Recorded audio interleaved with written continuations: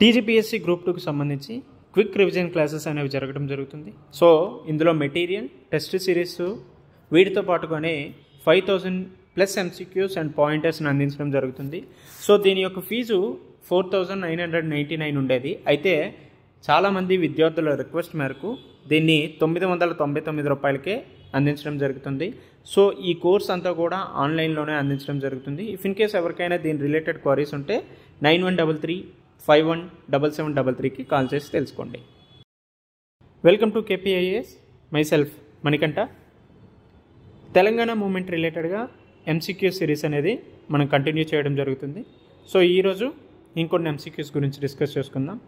So first question చూసుకుంటే, which of the following statements is correct according to the 1888 gazette issued by Mahbub Ali Khan. So ఇక్కడ correct అడిగారా, incorrect అడిగారా అనేది కూడా చూసుకోవాలి. సో 1888 గెజెట్కి సంబంధించి సరైనటువంటి వాక్యం ఏది అనేసి అడిగారు. సో ఫస్ట్ ఆప్షన్ చూసుకుంటే, all post in the Nizam state were to be filled by citizens of their country based on their eligibility. Option 2, non-Mulkis had no restrictions on job appointments. Option 3, the term Mulki referred to those who had settled for at least 5 years in the state. So, correct answer ఏదనేసి ఇచ్చాడు. Option A 1 only, 1 and 2 only, 1 and 3 only, 2 and 3 only. 5 seconds time తీసుకొని దీని answer ఏంటో చెప్పండి. So the correct answer is only 1. So కేవలం ఇది ఒకటే right, మిగతా 2 statements ఏవైతే ఉన్నాయో ఆ 2 కూడా తప్పు. సో ఇక్కడ నాన్ ముల్కీస్కి సంబంధించి కొన్ని రిస్ట్రిక్షన్స్ అనేవి ఉన్నాయి. ఏంటా రిస్ట్రిక్షన్స్ అంటే, ముల్కీయేతరులు ఎవరైనా ఉద్యోగం పొందడానికి ఖచ్చితంగా ప్రధానమంత్రి నుంచి, ప్రైమ్ మినిస్టర్ నుంచి ప్రత్యేకంగా అనుమతి తీసుకునే ఇదైతే ఉంది. సో ఇక్కడ నో రిస్ట్రిక్షన్స్ అని ఇచ్చాడు కదా. సో ఇక్కడ ప్రధానమంత్రి నుంచి ఖచ్చితంగా వాళ్ళు పర్మిషన్ తీసుకుంటేనే నాన్ ముల్కీస్కి జాబ్ అపాయింట్మెంట్స్ ఉంటాయి. రైట్. అదేవిధంగా the term Mulki refer to those who had settled for at least 12 years, not 5 years. So 12 సంవత్సరాలు స్థిరపడిన వాడిని ముల్కీ అనే పదం రాష్ట్రంలో సూచించడం జరుగుతుంది. సో ఈ విధంగా ఇది తప్పు స్టేట్మెంటు అండ్ ఆల్సో ఇది తప్పు స్టేట్మెంటు. సో ఇక్కడ రిస్ట్రిక్షన్స్ ఉంటాయి. ఎవరంటే ప్రధానమంత్రి పర్మిషన్ ఇవ్వాలి. ఇక్కడ 5 years కాదు, 12 years. Right. A only, 1 only answer. So second question చూసుకుంటే, during whose period did the Mulki problem become prominent in the Asafjahi dynasty? So Asafjahi డైనాసిటీలో ఎవరి కాలంలో ముల్కీ సమస్య ప్రముఖమైనది అనేసి అడిగారు. So option A Nizam ul Mulk, option B Nizam Ali Khan, option C Afzal Uddaula, option D Mir Osman Ali Khan. So 5 seconds time తీసుకుని నేను ఆన్సర్ చేయండి, ఆర్ఎల్స్ పాస్ చేసైనా చేయండి. So answer is Afzal Uddaula. Asafjahi రాజవంశంలో ముల్కీ సమస్య అనేది అఫ్జల్ ఉద్దౌలా కాలంలో ఎక్కువగా ప్రామినెంట్గా ఉండడం జరిగింది. సో దీని యొక్క ఎక్స్ప్లెనేషన్ చూసుకుంటే, ముల్కీ సమస్య హైదరాబాద్ రాష్ట్రంలో అటు ముల్కీలు, నాన్ ముల్కీలకి మధ్య సంఘర్షణ సూచిస్తుంది. అసఫ్జాయి డైనాసిటీ యొక్క 5th నిజాం అయినటువంటి అఫ్జల్ ఉద్దౌలా కాలంలో ఈ సమస్య ముఖ్యంగా ప్రామినెంట్గా మారింది అనేసి చెప్పడం జరిగింది. ఓకేనా. ఇక్కడ ముల్కీ, నాన్ ముల్కీ ఇష్యూ అనేది మేజర్గా ఎక్కడ ప్రామినెంట్గా ఉంది, ఏ అసఫ్జాయి డైనాసిటీకి సంబంధించిన రూలర్ సమయంలో ఎక్కువగా ఉందంటే అఫ్జల్ ఉద్దౌలా. రైట్. తర్వాత చూసుకుంటే మ్యాచ్ ద ఫాలోయింగ్ అడిగారు. So match the following ministers with the ministers they were in the charge of Burugula Ramakrishnarao cabinet. So Burugula Ramakrishnarao cabinet 1952 నుంచి 1956 మధ్య ఉన్నది కదా. సో ఆ కాలంలో మినిస్టర్ దానికి సంబంధించినటువంటి departments. So GS Melkote, Bindu Digambarrao, Marri Chennareddy, Konda Venkata Rangareddy, Nawaz Jung Bahadur Annarao. And also departments public works, home, agriculture, forest, local administration, finance. So correct answer అడిగారు. So ఒక 10 seconds టైం తీసుకొని దీని ఆన్సర్ ఏంటో చేయండి, ఆర్ఎల్స్ పాస్ చేసైనా దీని ఆన్సర్ ఏంటో చూడండి. So correct answer is D. So GS Melkote garu finance డిపార్ట్మెంట్కి ఉన్నారు. సో ఆర్థిక శాఖకి మంత్రిత్వ శాఖను పొందారు. అదేవిధంగా బిందు దిగంబరావు హోము, మర్రి చెన్నారెడ్డి గారు పౌర సరఫరాలు, వ్యవసాయానికి సంబంధించి, Konda Venkata Rangareddy excise, customs and ఫారెస్ట్కి రిలేటెడ్గా, నవాజ్ జంగ్ బహదూర్ పబ్లిక్ వర్క్స్కి, అన్నారావు లోకల్ అడ్మినిస్ట్రేషన్కి మినిస్ట్రీగా ఉండడం జరిగింది. సో ఈ విధంగా చూసుకుంటే ఆప్షన్ డి అనేది సరైనటువంటి సమాధానం.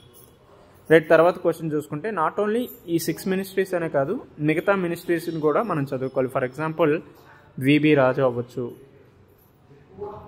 సో ఈ VB Raju labour and planning మంత్రిత్వ శాఖ, సమాచార ప్రసార శాఖకు మినిస్టర్గా ఉన్నారు. రైట్, అదేవిధంగా వినాయక్ రావు అయితే పరిశ్రమలు వాణిజ్య శాఖ మంత్రిగాను, దేవీ సింగ్ చౌహాన్ గ్రామీణ అభివృద్ధి శాఖకు, రైట్, అదేవిధంగా శంకర్ సాంఘిక సంక్షేమ శాఖకి సోషల్ వెల్ఫేర్ మినిస్ట్రీగాను, Phoolchand Gandhi education and also health మినిస్ట్రీగా ఉన్నారు. సంగం లక్ష్మీబాయి గారు అదనపు విద్యాశాఖ మంత్రిగా ఉండడం జరిగింది. సో ఈ విధంగా ఈ 14 మినిస్ట్రీస్ గురించి కూడా మనం ఖచ్చితంగా చదువుకోవాలి. సో ఇక్కడ ఈ 6 మినిస్ట్రీస్ గురించి ఇచ్చారు. మిగతా మినిస్ట్రీస్ లైక్ వినాయక్ రావు, దేవీ సింగ్ చౌహాన్, జగన్నాథ్ రావు, శంకర్, పూల్చంద్ గాంధీ, సంగం లక్ష్మీబాయి, రైట్, అదేవిధంగా విబి రాజు. సో వీళ్ళు ఏ మినిస్ట్రీలకి బాధ్యత వహించారు అనేది కూడా చదువుకోవాలి. రైట్, తర్వాత క్వశ్చన్ చూసుకుంటే consider the following statement. Hyderabad state was classified as a C category state in the Indian constitution. So భారత రాజ్యాంగంలో మనకి 4 కేటగిరీస్గా స్టేట్స్ని డివైడ్ చేశారు. సో ఆఫ్టర్ 1947 తర్వాత. సో పార్ట్ ఏ అని, part B states, part C states, part D states అని. So ఆ విధంగా హైదరాబాద్ స్టేట్ని సి కేటగిరీ స్టేట్లో క్లాసిఫై చేయడం జరిగిందని చెప్పారు. And also option 2, Mir Mahbub Ali Khan served as a Raj Pramukh until the first state election. So first state elections జరిగేంత వరకు మీర్ మహబూబ్ అలీ ఖాన్ రాజ్ ప్రముఖ్గా ఉండడం జరిగిందని అన్నారు. సో ఇక్కడ విచ్ వన్ ఈజ్ కరెక్ట్ అని అడిగారు. సో 5 సెకండ్స్ టైం తీసుకొని దీని ఆన్సర్ ఎంటర్ చేయండి. So correct answer is neither 1 Nar 2. So ఈ పార్ట్ సి స్టేట్గా హైదరాబాద్ని పరిగణించలేదు. భారతదేశానికి స్వాతంత్రం వచ్చిన వెంటనే రాష్ట్రాలని part A, part B, part C, part D రాష్ట్రాలుగా వర్గీకరించారు. అయితే హైదరాబాదు పార్ట్ సి స్టేట్లో కాకుండా పార్ట్ బి స్టేట్లో ఉండడం జరిగింది. సో ఈ పార్ట్ బి రాష్ట్రాలు ఏంటి? మాజీ రాచరిక రాష్ట్రాలు, భారత రాష్ట్రపతిపై నియమించబడినటువంటి గవర్నర్తో కూడినటువంటి రాచరిక రాష్ట్రాల యూనియన్లుగా చలామణి అవ్వడం జరిగింది. సో ఈ విధంగా పార్ట్ ఏ స్టేట్ దేని పరిధిలోకి వస్తుంది, పార్ట్ బి దేని పరిధిలోకి వస్తుంది, పార్ట్ సి, పార్ట్ డి దేని పరిధిలోకి వస్తుంది, అక్కడ ఏ విధమైనటువంటి పరిపాలన కొనసాగేది, ఇటువంటి అన్ని అంశాలని అడగొచ్చు. రైట్, అదేవిధంగా Mir Mahbub Ali Khan served as a Raj Pramukh until the first elections. So first state ఎలక్షన్స్కి రాజ్ ప్రముఖ్గా నిజాం డైనాస్టీకి సంబంధించిన వాళ్ళు ఎవరూ కూడా రాజు ప్రముఖ్గా లేరు. ఆఫ్టర్ 1948 తర్వాత ఆపరేషన్ పోలో నిర్వహించడం జరిగింది కదా. సో ఈ ఆపరేషన్ పోలో నిర్వహించిన తర్వాత మిలిటరీ గవర్నమెంటు, అదేవిధంగా వెల్లోడి గవర్నమెంట్ అనేది ఇది అవ్వడం జరిగింది. సో ఆ తర్వాత బురుగుల రామకృష్ణారావు గారు చీఫ్ మినిస్టర్గా ఉన్నారు. సో ఈ విధంగా రాజు ప్రముఖగా ఎవరెవరు ఉన్నారంటే ఎంకే వెల్లోడి గారు, ఆ తర్వాత బురుగుల రామకృష్ణారావు గారు ఉండడం జరిగింది. సో ఇక్కడ నిజాం డైనాసిటీకి సంబంధించిన వాళ్ళు ఎవరూ కూడా రాజు ప్రముఖగా లేరు. సో ఈ విధంగా ఇది తప్పు అవుతుంది, ఇది కూడా తప్పు. సో నైదర్ 1 నాట్ 2 అనేది సరైనటువంటి సమాధానం. సో తర్వాత క్వశ్చన్ చూసుకుంటే what was the primary reason behind Jawaharlal Nehru's decision to appoint the Sunderlal committee in October 1949. So Sunderlal కమిటీని 1949లో ఏర్పాటు చేయడం జరిగింది. అయితే దాని యొక్క ప్రధాన ఉద్దేశం ఏంటంటే ఆప్షన్స్ ఇచ్చారు. So which one is correct అన్నారు. So to investigate allegations of corruption with in government. So ప్రభుత్వంలోని అవినీతి ఆరోపణలపై విచారణ జరపడం, అదేవిధంగా కమ్యూనిస్టులు ముస్లింలపై జరుగుతున్న విచక్షణారహిత దాడులపై విచారణ జరపడం. Option C, so agricultural reforms in rural area. So గ్రామీణ ప్రాంతాల్లో వ్యవసాయ సంస్కరణల ప్రభావాన్ని పరిశీలించడం. So option D, to enquire into the wide spread unrest caused by labour strike. So కార్మిక సమ్మెల కారణంగా తలెత్తిన అశాంతిపై విచారణ చేయడానికి అపాయింట్ చేశారా అనేది అడిగారు. So which one is correct అని అడిగారు. సో ఆన్సర్ ఈజ్ అప్పుడు జరుగుతున్నటువంటి కమ్యూనిస్టుల మీద, ముస్లింల మీద ఏవైతే దాడులు జరిగాయో వాటి మీద విచారణ చేయడానికి సుందర్లాల్ కమిటీని 1949లో నెహ్రూ గారు అపాయింట్ చేయడం జరిగింది. ఓకేనా, option B is correct answer. So తర్వాత చూసుకోండి. So how many Paigah villages were there in Hyderabad state according to the 1881 census. So Paigah గ్రామాలు హైదరాబాద్ రాష్ట్రంలో 1881 జనాభా లెక్కల ప్రకారం ఎన్ని ఉన్నాయి అంటే దాదాపు 1007 పైగా విలేజెస్ ఉన్నాయి. రైట్, పైగా అనే పదం శాశ్వతత్వాన్ని సూచిస్తుంది. సో సైనిక రెజిమెంట్ల నిర్వహణ బాధ్యత వహించే వ్యక్తులకు హైదరాబాద్ నిజాం మంజూరు చేసినటువంటి జాగీర్లతో చారిత్రాత్మక సంబంధం కలిగి ఉంది. సో పైగా జాగీర్లు సుమారుగా 2373 స్క్వేర్ కిలోమీటర్ల విస్తీర్ణంలో ఉన్నాయి. సో 1881 జనాభా లెక్కల ప్రకారం హైదరాబాద్ రాష్ట్రంలో దాదాపు 5 లక్షల పైచిలికగానే జనాభా ఉండడం జరిగింది. సో పైగా జాగీర్ల కింద ఎన్ని గ్రామాలు ఉన్నాయంటే 1007 విలేజెస్ ఉండడం జరిగింది. సో ఈ విధంగా 1881 జనాభా లెక్కల ప్రకారం హైదరాబాద్ స్టేట్లో ఎన్ని పైగా విలేజెస్ ఉన్నాయి అంటే 1007 ఉన్నాయి అనేసి గుర్తుపెట్టుకోండి. రైట్, తర్వాత క్వశ్చన్ చూసుకుంటే జీవో నెంబర్ 36 గురించి ఇవ్వడం జరిగింది. So consider the following statements. G O number 36 issued by the state government of Andhra Pradesh on April 30, 1968. So 3 options ఇచ్చారు. So first option, it was issued to repatriate Andhra employees appointed in jobs allotted for the Telangana region. Telangana ప్రాంతానికి కేటాయించిన ఉద్యోగాల్లో నియమితులైనటువంటి ఆంధ్ర ఉద్యోగులు ఎవరైతే ఉన్నారో వారిని తిరిగి స్వదేశానికి రప్పించేందుకు ఇది విడుదలైంది. రైట్, ఆప్షన్ 2 చూసుకుంటే it was issued as a result of pressure from NGO union leaders. So union నాయకులు ఎన్జిఓ నుండి వచ్చిన ఒత్తిడి ఫలితంగా ఇది జారీ చేయబడింది. Option 3, it resulted in a writ petition being filed in the high court by non Mulki employees. So దీంతో ముల్కీయేతరుల ఉద్యోగులు హైకోర్టులో రిట్ పిటిషన్ దాఖలు చేయడం జరిగింది.